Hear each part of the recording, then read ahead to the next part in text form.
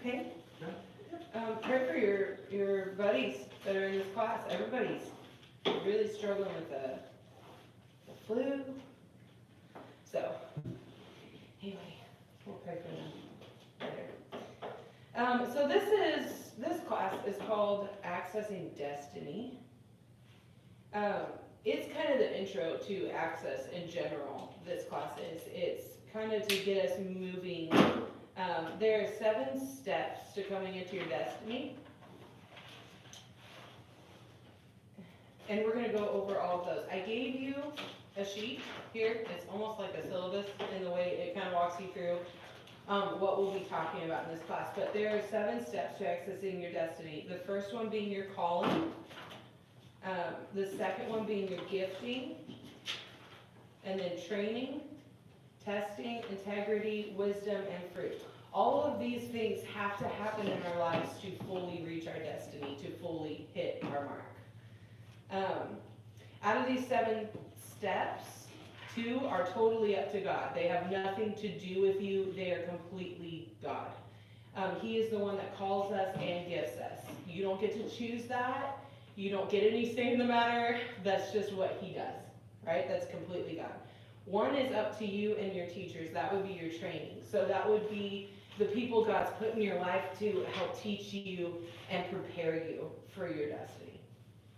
And then the other 4 are steps that you and Jesus take together throughout your life. Testing, integrity, wisdom, and fruit. They're you and Jesus together. So the first 2 are totally God. Training is you and leadership God puts in your life. And the other 4 are you and Jesus walking together and growing together. So we'll go through all of these throughout these classes. I also give you 5 life questions to kind of help you figure out what your giftings and callings are. They're who am I? Where am I from? Why am I here? What can I do? And where am I going? The who am I speaks to your identity. We know that we are made in God's image. We're meant to be his image on the earth, right? You're meant to rule on earth like he does in heaven. So that's the first step in knowing what your destiny is, what your giftings are, is who you are. Your identity, God's image on the earth. Meant to rule just like he rules here on earth like he does in heaven. Does that make sense? Everyone okay? I need lots of feedback. Kathy's nodding though. I love her for that. I'm a worship leader at heart, like 100%. So anytime I'm talking or like in front of people, there's a lot of noise. You need us to do this. So I love interaction. I love it. It makes me feel not so weird. The second question is, where am I from? It speaks to your source or your origin. You were planned and created by God ahead of time. He is your source and origin. When we understand that, destiny and gifting kind of follow and are easier to understand, I think. So for me, until I understood that he is where I come from, like not just, yes, he created me before I was formed in the womb, and we know that. But at a deep level, he thought me out. He planned out my time of my being, my calling. He is 100% my origin. I couldn't fully understand where I was going, right? Mm-hmm. The third question is, why am I here? That's your purpose. And the best way to discover your purpose is just to ask God and let him tell you. You may have to ask him for a while. Sometimes he'll make you seek him out before he'll tell you. You need to encounter him to find out what your purpose is. Why am I here? Why did you plan me? Why did you gift me? Why did you call me? Why did you choose me? The next thing is, what can I do? This speaks to your potential. What's possible for me to do? This is related closely with your gifting. What is possible? What am I good at? What did you give me to get the job done? And really, at the core of it, anything's really possible because you can do anything that God requires of you. In order to understand your potential, you have to understand faith and how to use it, which we'll go over. The fifth question is, where am I going? That's your overall destiny. That's your overall mark. And in order to reach your overall mark, you have to own your destiny and make decisions throughout your life that help you get there. You have to begin to take steps towards that. For me, that looks like God called me to be a worship leader when I was really young. I was scared to death to sing in front of people. I think the first time I sang in front of people, I literally broke out into tears and threw the microphone away from me and ran from the building. It was the old Monarch building, for those of you who've been there. It's just one big room, and I was like, no! Ran out crying, sobbing. I think I was 7, so Jesus forgives me. But when I got that prophecy when I was 9, they told me, they were like, you're going to be a trumpet to the nations, you're going to lead worship, you're going to change atmospheres, and you need to learn an instrument. So immediately, I started learning piano, and tried at least singing in front of my sister, who always told me I could not sing, because she's a big sister and that's what they do.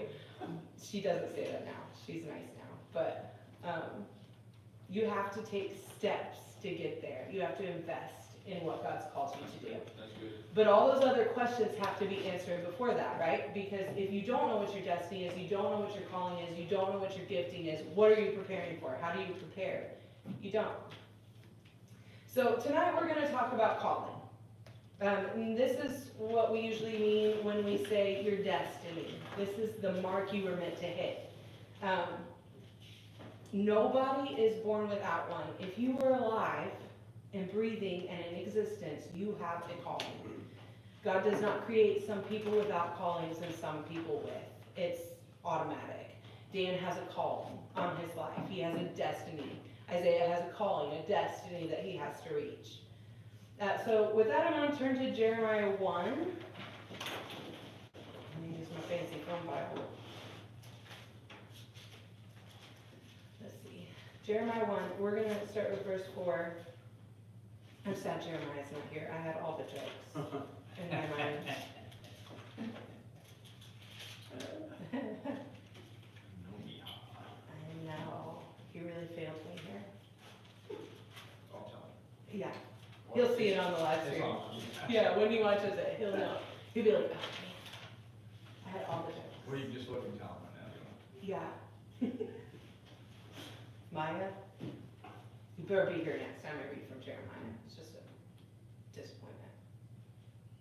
Okay, we're going to read it 4 through 8. And then the word of the Lord came to me saying, before I formed you in the womb, I knew you. Before you were born, I sanctified you. I ordained you a prophet to the nations.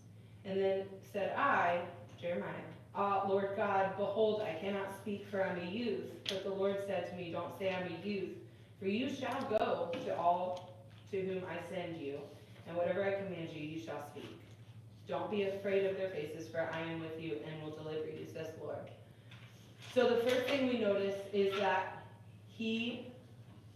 before he was formed in the womb, God knew him. We talk about this a lot, but I don't think the gravity quite hits us because we read through this so quickly in our minds. Before he formed you, Kathy, he already knew you. He knew you at every stage in your life, every place in your life, every thought you would ever have, everything you would ever encounter. Isaiah, he knew. He knew exactly how your life would go, exactly who he would put in your life, exactly what you were meant to do before you were even formed in the womb. He knew you. He already knew.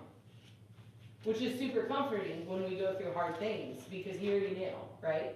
He already knew what you would go through, how you would react, how it would train you, how it would teach you, how it would lead you through life. And then the next thing we notice is before you were even born, I sanctified you. Now, this word sanctified I don't love because it means a lot of different things to a lot of different people because it's been such a religious term. But in the Hebrew, it's the word hikdasti. And you're going to want to put this in your notes because I forgot to put it in your notes. It's spelled, let me know when you're ready. You might just put it in there somewhere. Sanctified is the word hikdasti. It's Hikdasti. G-S-T-I. D, yeah. D. Hiqdasti.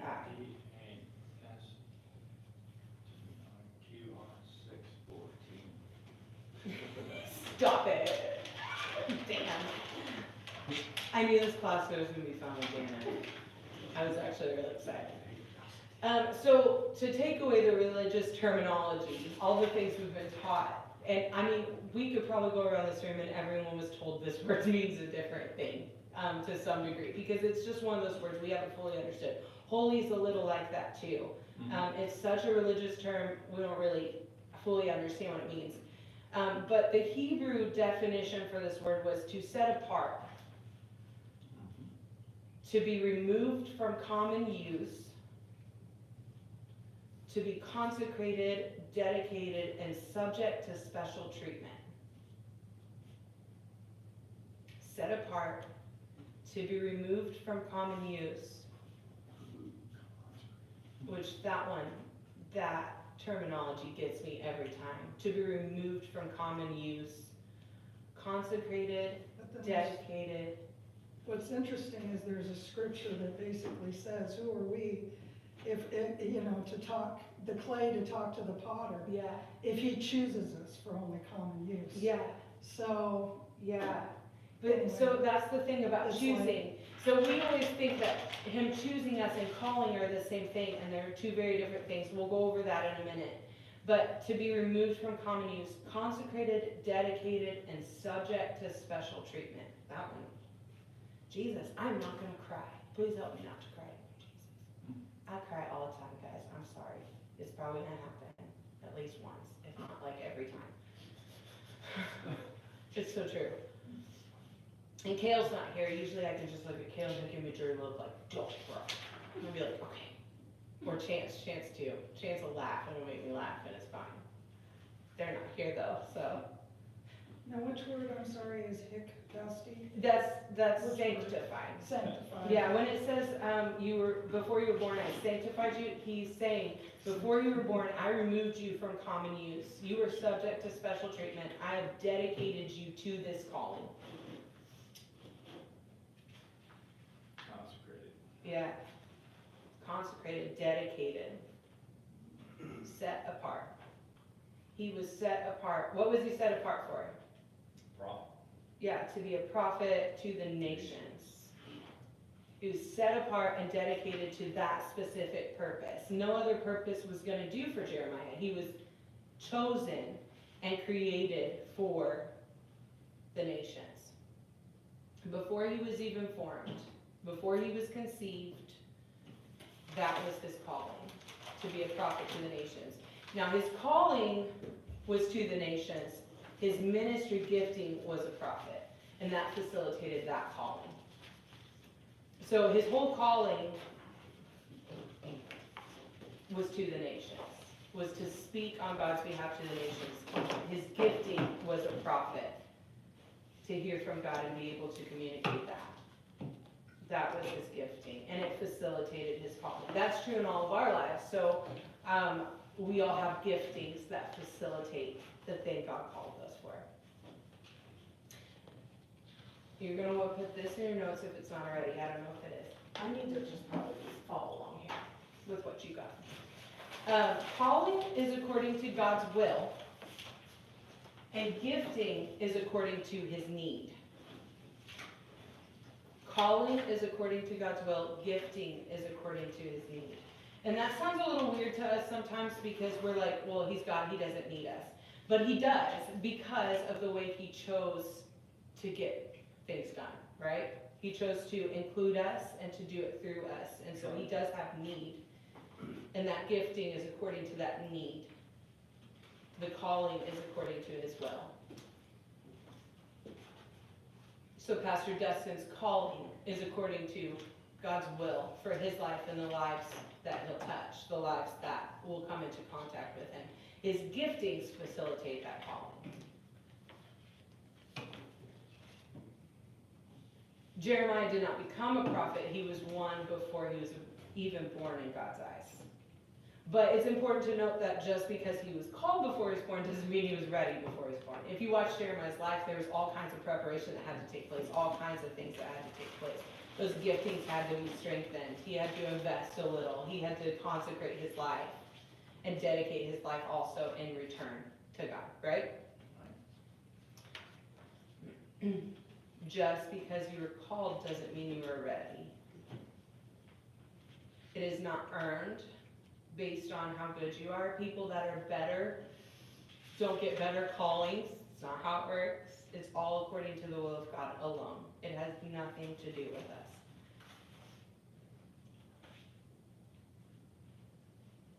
For Jeremiah, being called was one of 7 steps. These 7 steps. In fact, if you look through the Bible and all the men and women in the Bible, these 7 steps that I gave you at the beginning of class, you can see them going through each one throughout their story. Moses went through each one. Paul went through each one. Joseph went through each one of these 5 steps. Joseph's probably the most obvious. You can see throughout Joseph's story from the time he had his first dream, telling him what his calling was, to that end point where he's reconciling with his brothers and he's, saving the land from famine. You can see each one of these steps at work in his life. And that's true for almost all of them. David, you can see that journey throughout David's life. Because just because we're called doesn't mean we're ready. We have to go through all 7 steps before we're fully ready to complete our destiny, totally fulfill our mark. So let's talk about this word calling. When it says, I've called you, I ordained you. This is the Greek word, Hebrew word klesis, and it's an invitation. It's literally all it means, invitation.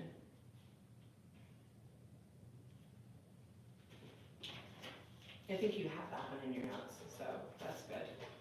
Yay me, I did it, guys.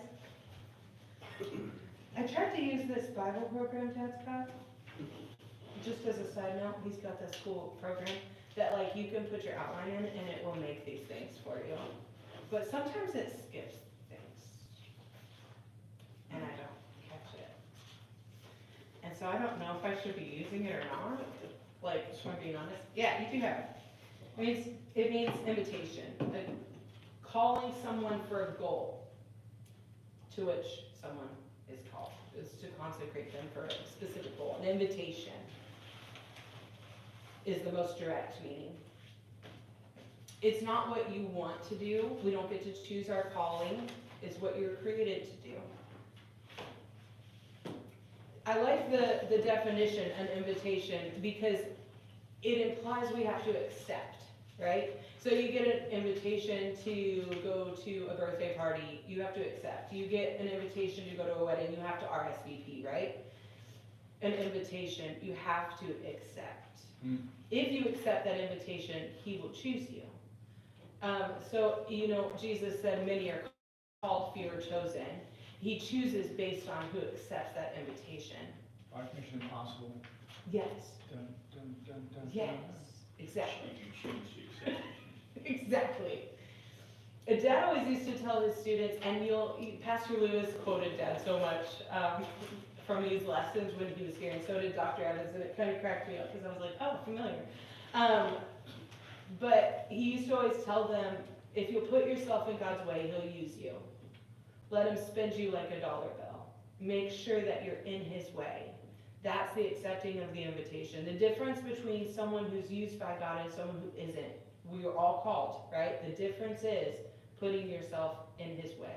Good. Accepting that invitation. So how do you do that? You spend time with him. You ask him, what would you have for me? What is my calling? What's my mark? What do I need to do to prepare for that? Where do I, how do I get there?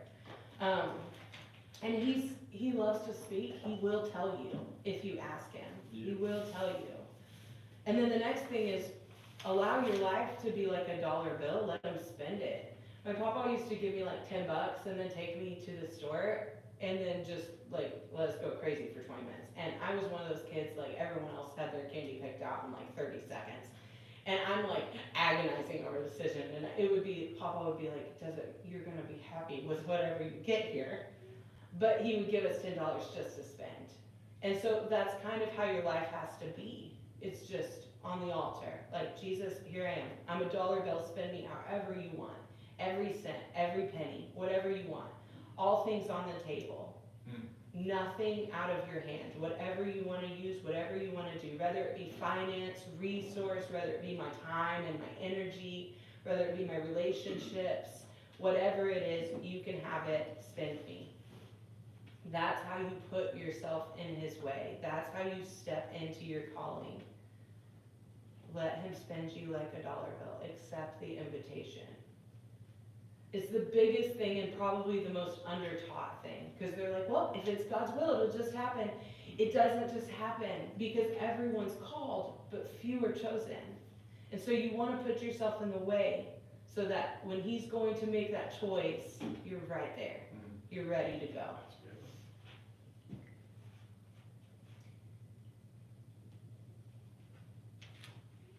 Braid yourself together with him. Every part of your life, every decision you make, especially those big ones, instead of trying to logic through it, put it all on the table and be like, okay, God, what do you want to do? You know? Even if it looks like the worst decision ever, he's always right. He always knows. He knew you before you were formed in the womb. He already knew what was going to be best for you and what was going to be best for your destiny. Let him spend you like a dollar bill. I'm not going to cry. It's fine. Romans 8. I did it. Didn't do it fast. Isaiah, you probably think I'm nuts. But all these other people know me. They know that I cry every 30 seconds. It's fine. Verse 28. Romans 8:28. You have it in your notes there.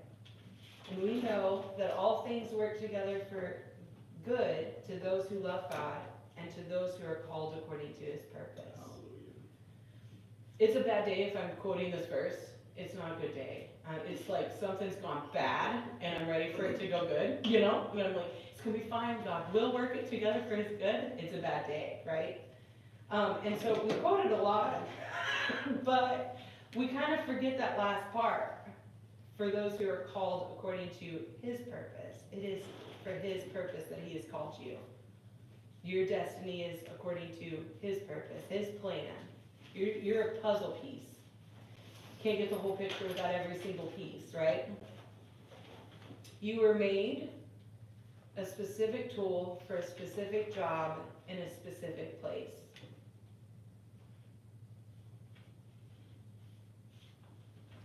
Specific tool for a specific job in a specific place. It always amazes me when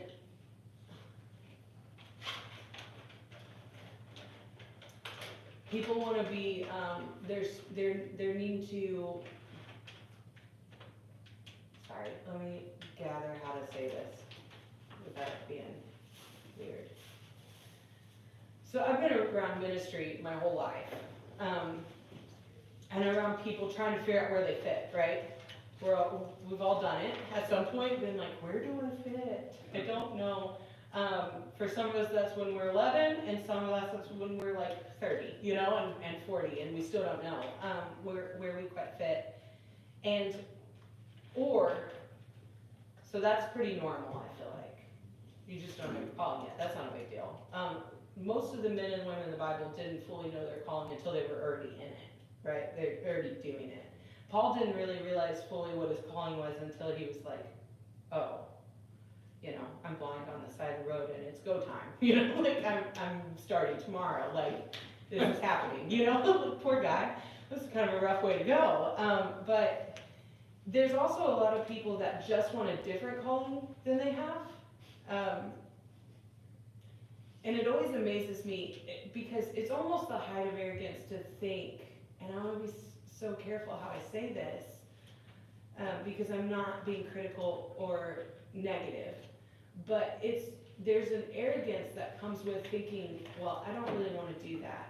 I don't really want the gifts of help. I want, to preach to nations. I don't really want to be a prophet. I want to be a pastor. I don't really want to be a worship leader. I want to be a pastor. I don't really, there's a weird thing that happens because, so you're needing to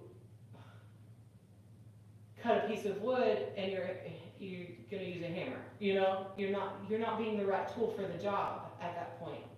You're not even trying to do the right job. It's not where you fit, it's not your calling. And so, we need to know what our callings are and where we fit. And the only way to do that is to wrap our whole lives up in Jesus and accept the invitation once we realize what it is. And to follow his leading. And if you don't know what the calling is, just stay in step with the Spirit. He will lead you on the right path every time. But don't try to be a hammer if you're supposed to be a saw. And don't try to be a saw if you're supposed to be a hammer. Because hammers are important, they drive nails home. Saws are important because they cut wood in half, right? We need all of those things to get the job done. The body needs all those things to get the job done. The kingdom needs all those things to get the job done. It needs all of us to be in our place to get the job done. We don't get to choose our callings. None of the men and women in the Bible chose their callings. None of us do. He chooses it for his purpose. Don't desire a different one than the one he's given you. It would be so sad if Pastor Dustin, who's obviously meant to be a pastor, totally called to be a pastor, gifted to be a pastor, doing the thing, right? Was suddenly like, nope, I think I'm gonna do Nicole's job instead. And then I'm left doing your job, which I'm not gifted for maybe, or called to, and you're doing mine. And now there's chaos and a lot of people are hurt because we're not doing what we're supposed to be doing, right? So find your place and stay in your place. That sounds harsh. I don't mean it harsh. You know me. You know that, right? Okay. All right.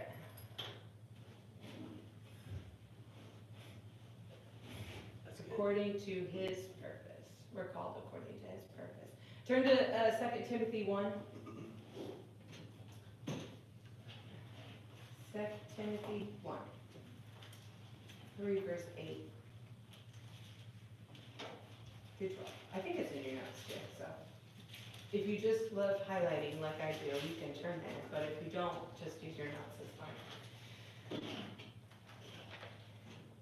Okay.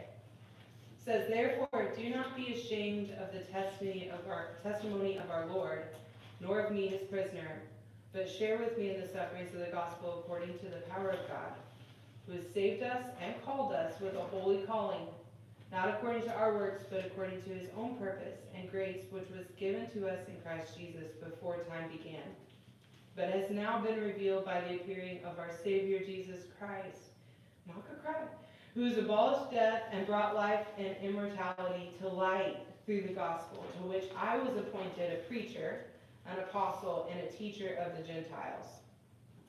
For this reason I also suffer these things. Nevertheless, I am not ashamed, for I know whom I have believed, and am persuaded that he is able to keep what I have committed to him until that day. So Paul says that we are called, invited, to a holy, set apart purpose of God. And he also says something interesting here. Let me see if I can find it. Sorry, my brain just struggled. Someone else's brain just struggled at the end of Sunday.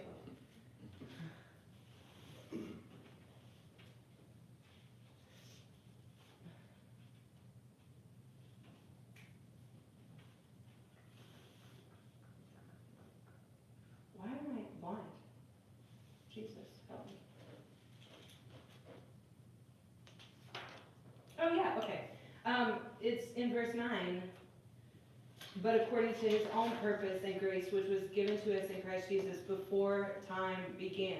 So not only were we invited and set apart for his purpose, but it was not only was it done before we were formed in the womb, but before time began. Man, if that doesn't make you feel so small and also so special and so favored, I don't know what will. Honestly, because before time even began, before God even thought up time for us, days, hours, seasons, minutes, he planned a Dan Lowe for the time that he lives in, for the purpose that he plans. He gifted him all in his mind before he even created time. Mm. It was not only before you were formed, it wasn't like, oh, well, you know, Steve and Patsy got together, so now we can create a Pastor Dustin. It was before time began. Every step throughout generations planned so that Pastor Dustin would be here, so that Isaiah would be here to fulfill their calling. That is incredible. Before time began. So, What verse is that? Verse 9. Verse 9. Yeah. You're welcome. Not according to our works. That's amazing too, because it doesn't matter what kind of Nicole I am. He still thought of me before time began and called me and gifted me and will help me get there if I put myself in his way. That's amazing. And not only for me, it's not only because he loves me, but it's because he loves everyone that is put in my life with me. Because our callings really ultimately aren't even about us. They're about his will and purpose and reaching others. And they were there before time began. He knew that me and AM would become friends and bear with each other and do life together before time began. That's amazing. And it makes us value the people in our lives a little more, right?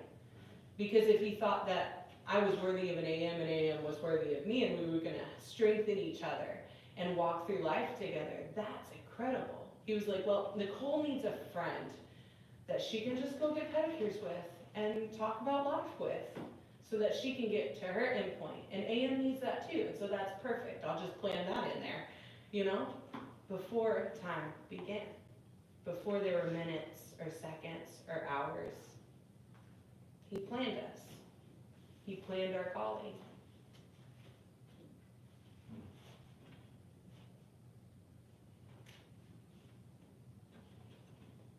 It's pretty amazing. And Paul was appointed by God, he says, as a preacher, a teacher, and an apostle. And it was to a specific group of people, the Gentiles. It was very specific. He tried ministering to Jews. It didn't go well, ever. Which is also incredible because Paul was like in line to be the next high priest originally. So you would think from our human logic that that's who he should have been called to because he knew them, he knew their culture, he understood all the things, he was trained. But that's not who God called him to. And his call was so specific. He couldn't gain any traction with the Jews. That's how specific it was. It was specifically created for the Gentiles. And then it says, I love this last verse we read, that he knows who he's believed in and is persuaded that Jesus is able to keep what he's committed to him. Paul committed that calling back to God, and Jesus was able to keep it. He accepted the invitation. There's something so profound when we accept the calling that God gives us, and he's able to keep that. He's able to keep us on the right track, to lead us, so we'll stay in step with him, and he just leads us through it. It's incredible. So amazing.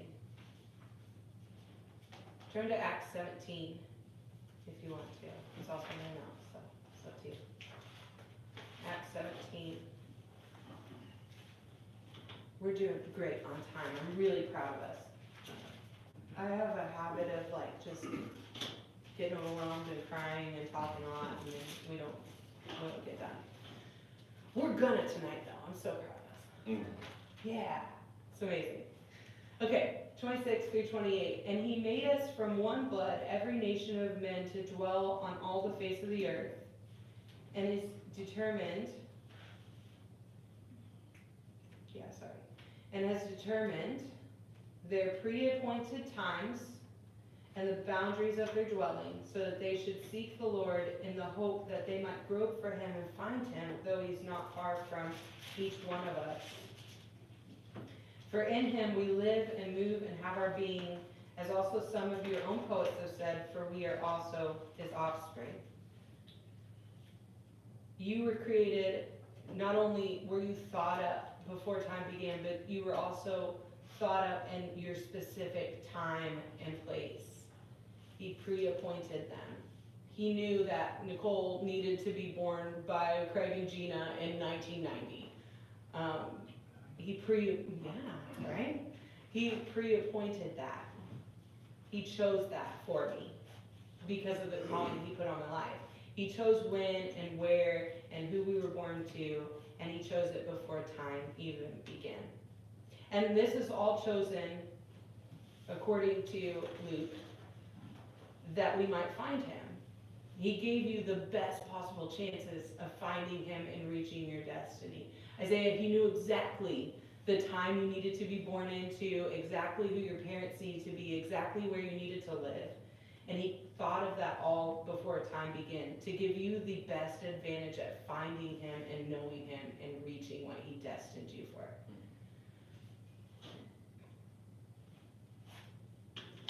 There's a place in our lives where it becomes our responsibility to seek him out and find him and to step into that calling, that acceptance of the invitation. Even though we have that calling and destiny, we still have to seek him and find him to fulfill it. It's kind of like, you ever played hide and go seek with a toddler? And they're seeking, and so you don't want to hide super hard, right? Because they'll never find you. They're just like looking in plain sight, like, I can't find you. We used to do this to my cousin Camry all the time. We play hide and go seek, and we would like hide behind in Papa's closet behind the clothes so that she could still see our legs, because she would just like, she'd get scared that she'd been left behind. If I'm being honest, she would think that while we were playing hide and go seek, we all got raptured, and she was just left behind. If she took too long to find us, and it was dramatic, and we would get in trouble for tormenting Camry, even though she just was really bad at hide and go seek. But this is kind of how God is. He'll hide, in Nana's closet behind the clothes, but his toes will be sticking out. He wants you to come find him and to grope for him is the way Luke says it, to grope for him and find him. But he'll hide a little so that you have to do it. Because he doesn't want you to enter a calling that you're not prepared for. He doesn't want you to enter the wrong calling. He wants you to seek him and find him so that you can stay in step with his spirit and end up where you're supposed to be. Every single person we ever meet has a calling or destiny, and it is that person's calling or responsibility to step into it, to seek the Lord and find him, to accept that invitation, to put themselves in his way and allow them to spend them like a dollar bill.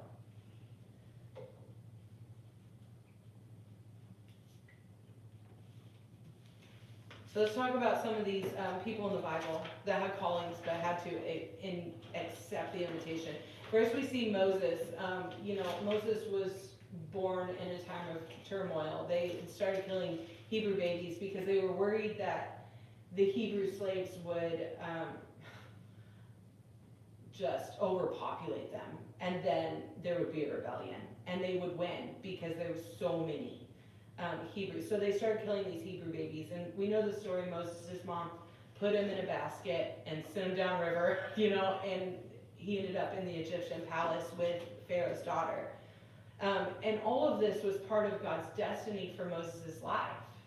Moses grew up both Hebrew and Egyptian. His mom and his sister were his caretakers. He was familiar with Hebrew tradition. He was familiar with the God of Israel. He was familiar with the way they did life and their hardships and what was going on. But he was also the son of an Egyptian princess. And so he understood all the aspects of royalty and all the aspects of Egyptian tradition and their culture and what they believed and who they worshipped and their gods. He saw the contrast between the God of Israel and these false gods. He saw the contrast between royalty and slavery. All of that prepared him for his destiny. He never knew his destiny, though, until he encountered God in a burning bush.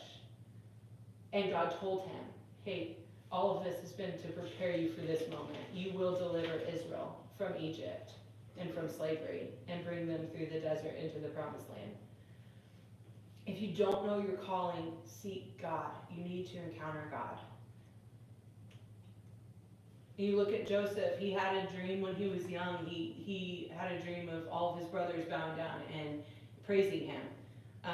He actually had a few dreams like that and shared it and it always seemed unwise to me. If I had a dream like that, I would not tell my sister. I just wouldn't tell Ashley. It would be a nightmare. I don't know that she would sell me into slavery like his brothers did, but she'd be pretty mad. She'd be like, She would tell get you she would. over yourself, is what she would probably tell me. Maybe not so much now, because she also sees God, and she would just be excited for my dream, you know, and she would pray with God, pray with me to see what it meant. She's pretty awesome like that, but when we were young, no. Like, I wouldn't have done it. Because we're kids, you know, we didn't have the character to be doing that. But Joseph does it. He's not very wise at that point. And the revelation of his destiny sent him, he realizes his destiny, it sends him immediately into 13 years of slavery and prison. And he gets out, and then he goes back in, and it's a whole thing. But he was strategically placed in that place to reach his destiny. Hi, you just joining us for puppies? He was specifically placed in prison to reach his destiny. And his destiny was to bring deliverance to the seed of Abraham, which is the key to bring blessing to all the earth. And it's so interesting because Moses' destiny was relying on Joseph fulfilling his destiny. All of our destinies are dependent on each other's. And so if I don't reach my destiny, Isaiah may not reach his, Josh may not reach his, and vice versa. Because they're all relying on each other for generations and generations, because it was all planned before time began. His destiny wasn't independent of anyone else's. Nobody's is. It's all God's master plan, a giant puzzle. We're each a piece of. If you don't fulfill your destiny, nobody else will. It's just yours. And then there's a piece missing. And God is good, and so he kind of knows that. He already knows ahead of time what you're going to do. But it's better if you fill your place. If you don't, it won't get done. If you don't do what you're called to do, your brother's blood may be on your hands. If you don't stand where you're supposed to stand, you're responsible for the ones who you didn't stand for. If I don't do my job, I'm responsible for how it affects Josh's destiny and how it affects Kathy's destiny. If Kathy doesn't fill her place, everyone in her life suffers because she wasn't in her place, because it's all part of God's master plan. Your callings and giftings aren't for you. They are ordained by God for his plan for others. And you are responsible for the others that you are called for and sent to. Another example would be Hannah. So Hannah was Samuel's mother, and she had to have deep down known that she was meant to mother, that she was meant to bear a child. That was her destiny, and it wasn't coming forth. And so she went, and she sought God so hard that people thought she was drunk. They thought she was nuts. And she had an encounter with God at that point. And shortly later, within a year, conceived Samuel, who also was called. He was also called ahead of time, preordained. In fact, it's that she says, God, if you'll give me this destiny, if you'll fulfill this destiny, I'll commit it back to you. Kind of like Paul was saying, I know that you're able to keep what I commit. She committed Samuel back to him, and he was able to fulfill his destiny. And then you look at David, who was anointed king as a teen, and yet it was 15 years before he ruled, and another about 10 before he perceived, wow, wait though, I'm king though. Like, that one amazes me, because how often are we in our destiny for a really long time before we realize, oh wait, this was what I was meant for. Right. I know for me, even though I had prophecies when I was little, it was like, I think 3 years ago when I was like, whoa, this thing's real though. Like, I'm in it. I think Prophet Dan was here and he was like, you need to get comfortable in your own skin. You need to get comfortable in your calling. And I was like, wait, I'm in it? My mind was blown, you know, because sometimes it's like that. We're called when we're young, and then it's 15 years before it even starts, and then it's another 10 before you realize, wow, I'm 10 years into this deal, which is amazing. But even David had to have an encounter. He had to be anointed for that. And then he had to consecrate his life for it long before it was a thing. He had to put himself in God's way constantly. Through worship and seeking God, you almost never hear from David without him consulting with God about what he should do, or even just spending time with him, loving on him in his presence. David was constant with it. He was constantly accepting that invitation and putting it all on the table for God to use.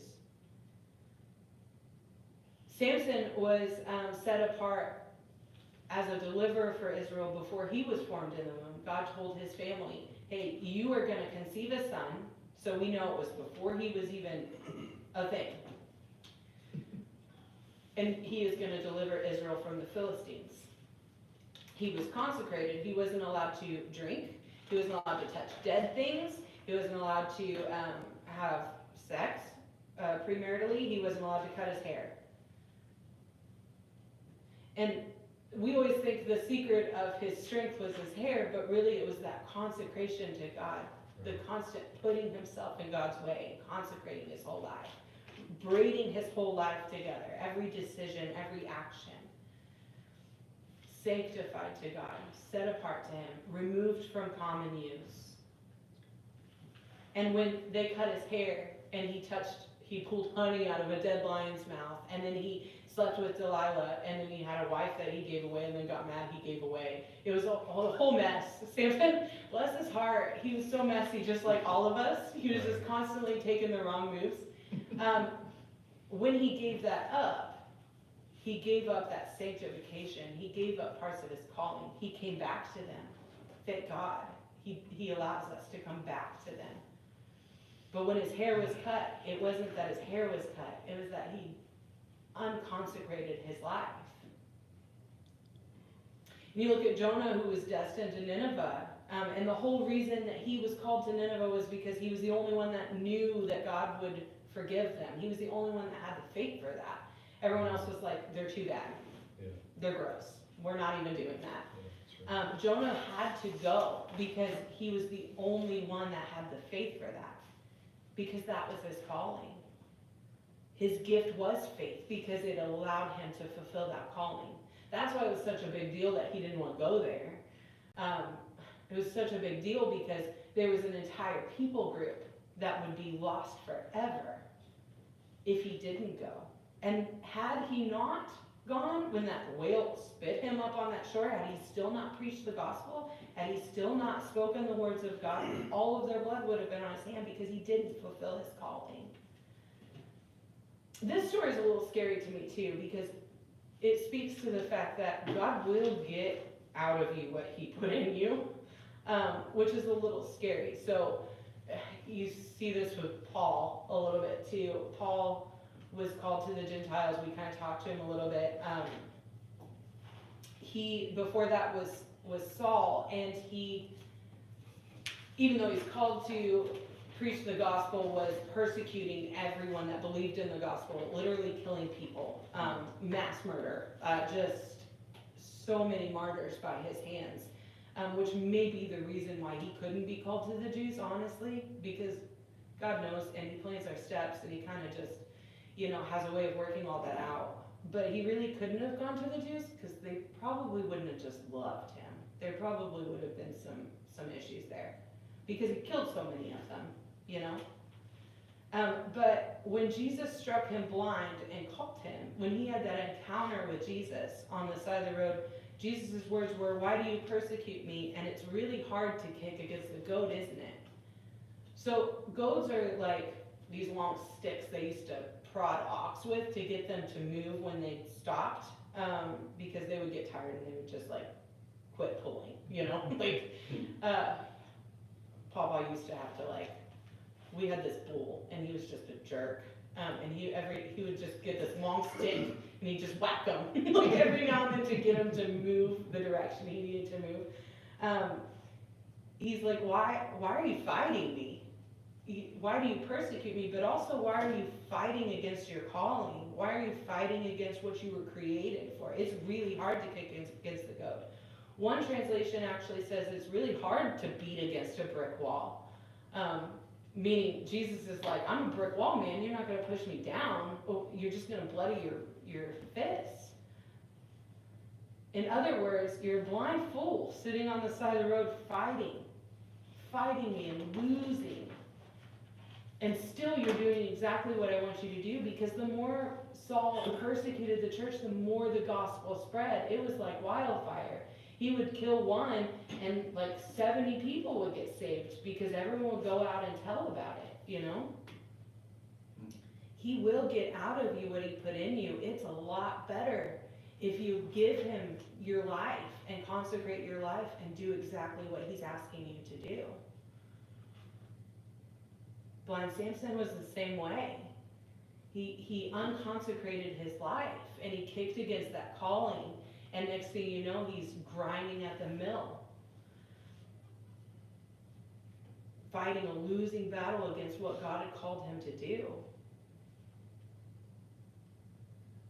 And thank God for Samson's and Paul's. They give me so much hope, because those times when I have accidentally taken things back off the table, out of reach of God, and just held them back to myself, both Samson and Paul were fully restored and accepted their calling and ended up doing exactly what they were called to do. Samson in his death killed more Philistines than he did in his whole life before.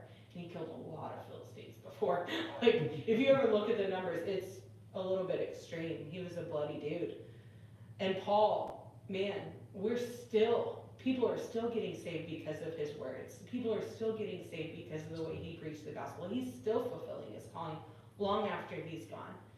And that's so encouraging to me, because there have been times I've been like, I don't really have the energy for that today, you know? I don't really know. I know you told me to do that, but I don't really know that I want to. Am I the only one that's done that? And you're like, oh Jesus, I'm sorry, I should have done that. And it feels terrible to have to repent to Jesus for taking back parts of your life you already gave him, when you know he knows what's best. But either way, he's going to get out of you what he called you to do. But it's a lot better if blood's not on your hands. It's a lot better if you don't pull and fight him. If you don't pull things back and fight him. Anyway, that was a side note. You're welcome. So,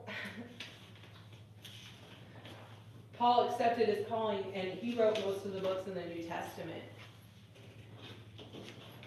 It amazes me that he continues to fulfill his calling even this long after his death. He continues to reach people. He continues to build the church and teach.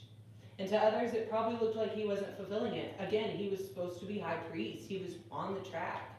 And then, even after he started fulfilling his calling, he was in prison, like 90% of the time. Like, most of these letters are written from prison. It doesn't look like a fulfilled calling. It looks like an utter failure.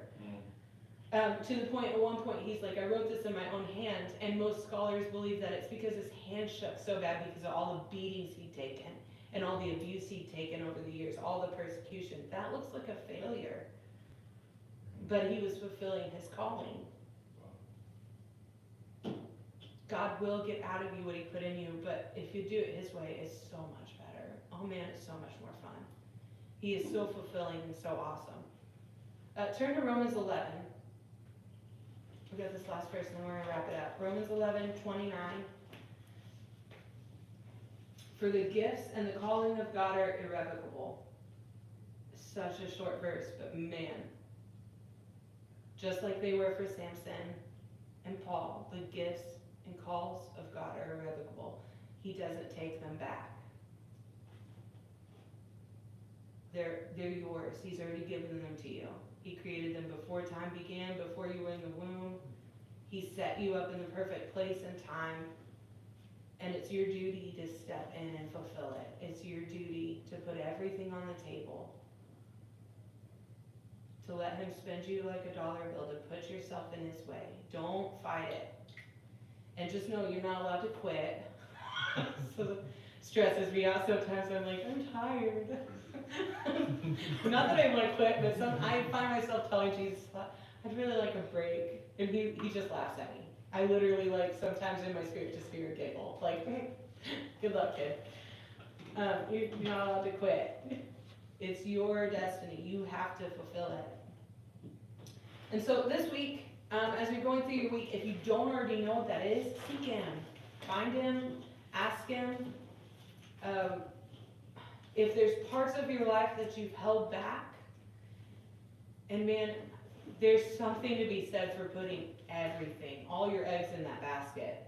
Your finances, your energy, your boundaries. Sometimes for me it's boundaries. I'm a total introvert, and I really love my alone time. So sometimes it's that, putting everything just on him. Every decision, big and small, all your relationships, put it all in his basket. Consecrate it all to him. And ask him, what would you have for me? What's the thing that you have planned? What's my calling? And then once he tells you, how do I start taking steps? How do I put myself in your way? But the main thing right now is, if you don't know your destiny, just start praying. Start spending time with him. Get real close. Put yourself in his way. And just know, if you've already taken back parts that you previously consecrated, Samson and Paul, man, just think about that. And know that God hasn't taken anything back. He hasn't changed his mind. It's completely irrevocable. And he's expecting you still to fulfill your place. Everyone okay? You have any questions? You have questions? Like what? Any I can answer? Or are they for Jesus? So sometimes, like, I'll be like, I need to talk to Dad. And then I'll hear in my spirit, like, why don't you just talk to me instead and I'll tell you? And I'm like, okay. And then he always answers. That's the thing I really love about him, is there was this whole time in my life where everyone was saying, well, pray, maybe he'll answer. And I remember him just telling me, I will always answer if you listen and you'll seek me. If you'll seek me out, you find me, and I'll answer. So he'll tell you.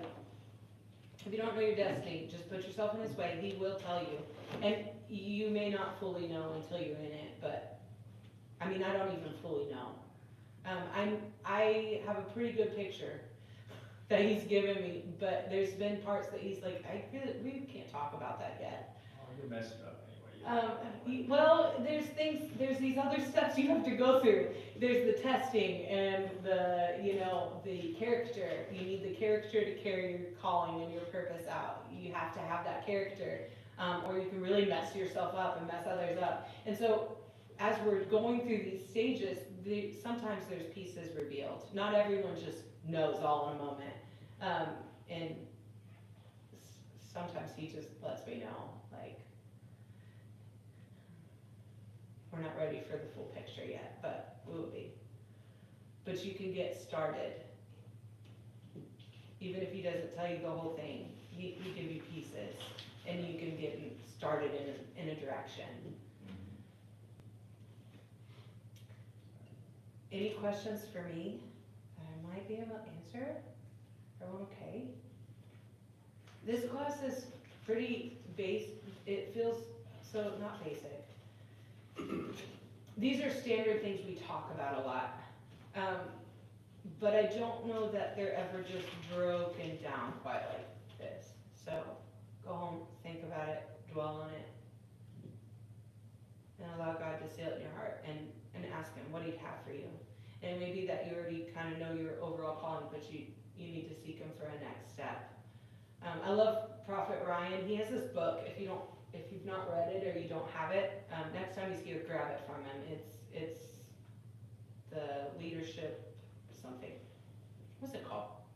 Geez, my brain just blanked out. It's Sunday night. It's been a jam-packed day, man. I love Sundays, though. They're fun. Anyway, he wrote a book about leadership, and it kind of walks you through. So his thing is, like, even if you're not a leader, you should read it, because it walks you through seeking God for next steps, and creating a plan on how to get there with God. And so it's been really kind of a cool thing just because sometimes I'm like, okay, I know where I'm supposed to be going, but I don't really know what I need to do to invest. I don't really always know what the next step is. I know what this previous step has been, and you told me what it was, but what do I need to do now? Or am I still on that step, you know? And so there's a constant evaluation that has to happen in our life where we're like, okay, God, I did that. Do you want me to do that longer? Where do you want me to, or do I need to take another step? Does that make sense? I said it weird. I feel like it was weird, but anyway. It's a really good book. If you like to read and you like to learn things, I've learned so much.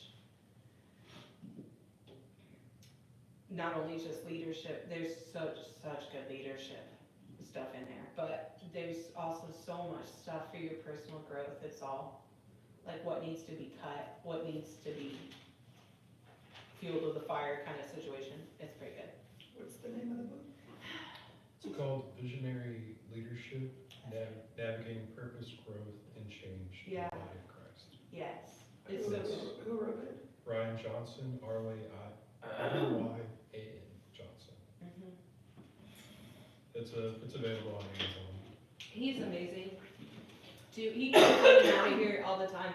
And honestly, when I first met him, I was like, have you not been here forever? Like, you know, Right. God sometimes just put people in your lives that are like family, and he's one of those. He's solid and trustworthy with the word and with advice, so. Anyway, if you guys have no questions, we is done. We did it. I went about 7 minutes over, Oh. because I'm me, and that's what I do. You're lucky it was 7 minutes. Love you guys. Pray for your buddies that are all sick. Everyone seems to have the flu.